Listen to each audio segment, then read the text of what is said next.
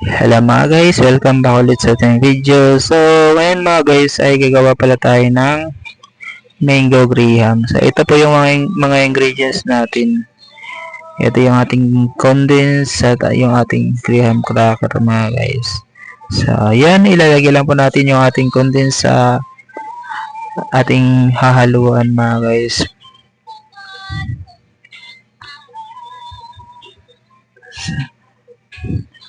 At ito na nga, ilalagay na natin yung ating all-purpose cream mga guys.